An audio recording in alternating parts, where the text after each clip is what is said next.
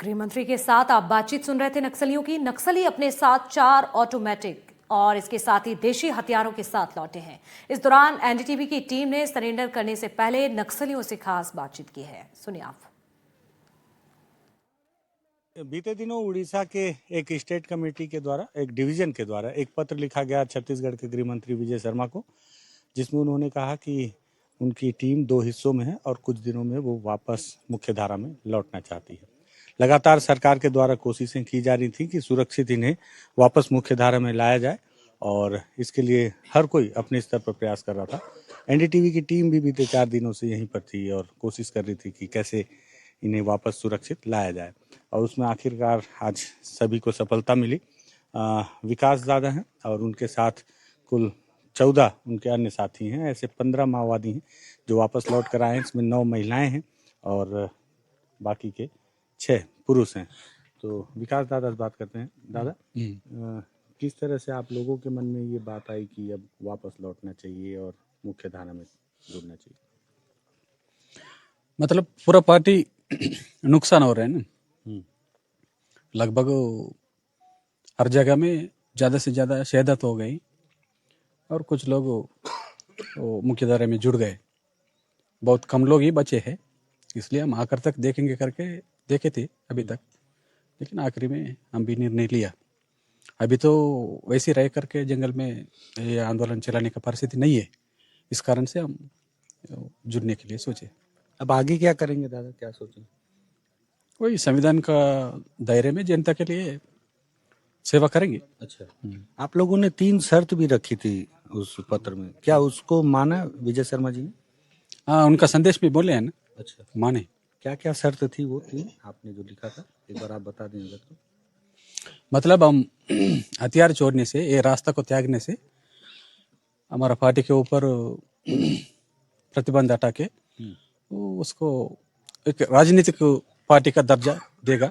जब सभी लोग आ जाएंगे तब। हाँ, और खुलेआम काम करने के लिए भी मौका देगा, ऐसा करके। और क्या मांग थी 2? वही खुला काम करने के लिए चांस देना है एक तो पार्टी को राजनीतिक पार्टी का रूप में मान्यता देना है। अच्छा, और जेलों में रहे कामरेडों को भी वो केस हटा करके उनको भी छोड़ दे। आप लोगों को वापस, हाँ, उन लोगों को भी वापस लाना है। उन्होंने आश्वासन दिया है कि ऐसा किया। हाँ, वो जंगल से पुनर्वास होने से जेल से भी हो सकता है, ऐसा करके भी बोला है। हाँ, जो लोग ऐसा चाह रहे हैं जेल में से चाहने से भी उनको जोड़ेंगे इससे, और जंगल से चाहने वालों को भी इसमें जोड़ेंगे, ऐसा करके संदेश में भेजे थे। आप लोग थोड़ा सा डरे हुए भी थे उस पत्र में, आप लोगों ने लिखा था, मतलब डर की ऑपरेशन ना हो इस दौरान। उस समय पूरा ऑपरेशन चल रहा है ना, इसलिए ऑपरेशन को रोकने के लिए हम मांग किए थे। हम जब तक बाहर निकलने के लिए तो निर्णय लिया है ना, इसलिए सुरक्षित निकलने तक तो ऑपरेशन बंद थे। हाँ, बंद। कोई दिक्कत तो नहीं हुआ? कोई दिक्कत नहीं हो। अभी भी आपके कुछ साथी अभी भी जंगलों में हैं, तो उनके लिए कुछ अपील करना चाहेंगे आप? और जहाँ का वहाँ का जिम्मेदारी का कमेटी देखेगा ना। मैं तो हम राज्य कमेटी का है, तो हमारा उड़ीसा राज्य का। तो उनके लिए कोई अपील अगर आप उनको चाहें? हाँ, मैं इसका पहले भी बोला था। कुछ ही लोग बचे हैं, वो लोग उतना कम संख्या से यही रास्ता से आंदोलन को वो लोग आगे नहीं ले पाएगा, इसलिए वो लोग भी सोच करके वो मुख्य धारा से जुड़ने से वो संविधान का दायरे में रह करके जनता के लिए सेवा कर सकते, इसलिए वैसे सोच करके बचे हुए कामरेडों को भी जुड़ने के लिए मैं सुझाव दे रहा हूँ। क्योंकि जब तक सारे पार्टी के सदस्य वापस नहीं आ जाते तब तक आपकी पार्टी को राजनीतिक दल घोषित करने में तो सरकार को समस्या आएगी। क्योंकि अगर एक भी माओवादी हथियार लेकर जंगल में रहेगा तब तक उसे तो हथियारबंद पार्टी माना जाएगा ना। इसलिए आप लोगों को क्या लगता है कि 31 मार्च तक सभी आ जाएंगे जितने भी माओवादी हैं जंगल में, या अभी भी कुछ रह जाएंगे? कुछ लोग शायद अड़िग रहने वाला, कुछ लोग बहुत सतर्क से रहने से बच जाएगा, लेकिन बहुत कम लोग बचेगा। अच्छा, ऐसा लग लेकिन रहा है। कुछ लोग बच जाएंगे। हाँ, कुछ लोग हो सकते। अभी आप अपने फैसले से संतुष्ट हैं कि ठीक है? हाँ, हम निर्णय लेकर के कितना साल आप थे संगठन में? मैं 40 साल से रहा हूँ। 40 साल थे संगठन। ठीक है। तो विकास दादा है और इनके साथ में ये सारे कैडर आप देखें, इसमें महिलाएं हैं और इन 15 कैडरों में 14 कैडर जो हैं बस्तर से हैं। सब अपने साथ हथियार भी लेकर आए हैं कुछ ऑटोमेटिक इंसास भी हैं और 47 जैसे हथियार। तो कुछ लोग के पास 303 और सिंगल शॉट जैसे हथियार हैं और कारतूस और जितने भी इनके सामान थे, सारे हथियार सामानों के साथ ये सारे माओवादी मुख्य धारा में लौट रहे हैं। छत्तीसगढ़ के गृह मंत्री विजय शर्मा जी ने भी इनसे बातचीत की और इन्हें आश्वासन दिया कि आप बिल्कुल सुरक्षित हैं और किसी भी तरह की कोई चिंता करने की आवश्यकता आपको नहीं है। तो ये सारे माओवादी जो उड़ीसा के क्षेत्र में सक्रिय थे, वापस छत्तीसगढ़ में इन्होंने समर्पण करने का फैसला किया है और एक सुखद अंत हो रहा है क्योंकि ये 15 जानें अब बचा ली गई। महासमुंद से एनडीटीवी के लिए विकास तिवारी। तो ये तमाम नक्सली अब सरेंडर कर चुके हैं। तस्वीरें आपको दिखा रहे हैं, ये आप देख सकते हैं।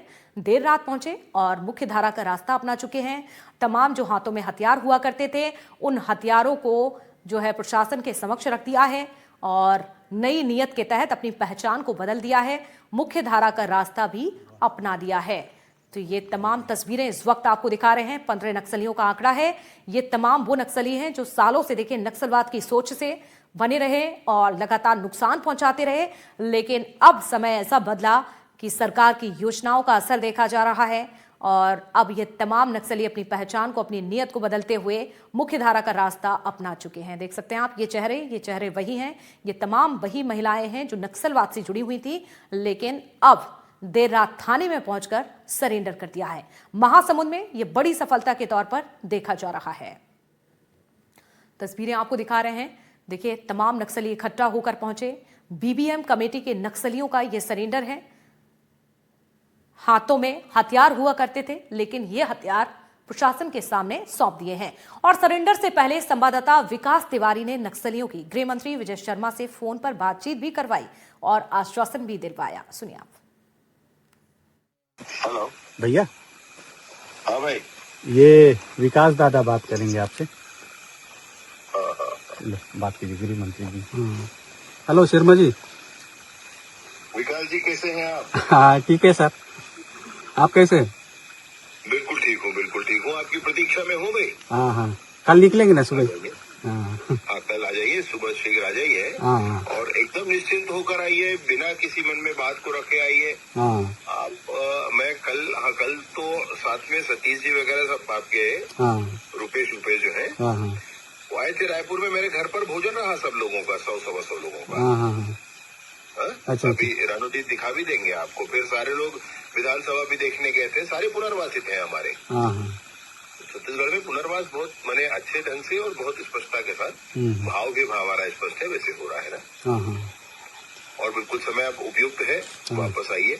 ठीक है ठीक है। बाकी सब लोग ये तो कल सुबह शीघ्रता से आइए। मैं खुद ही कल महासमुंद के समीप एक कार्यक्रम में रहूंगा। हाँ हाँ हाँ।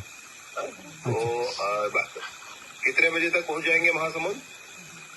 भैया आप गाड़ी के ऊपर है, मैं तो यहीं गाड़ी साथ तो में। भी लगवा दे रहे हैं। कहाँ पर लगवाना है? वही इसमें जी जंगल में।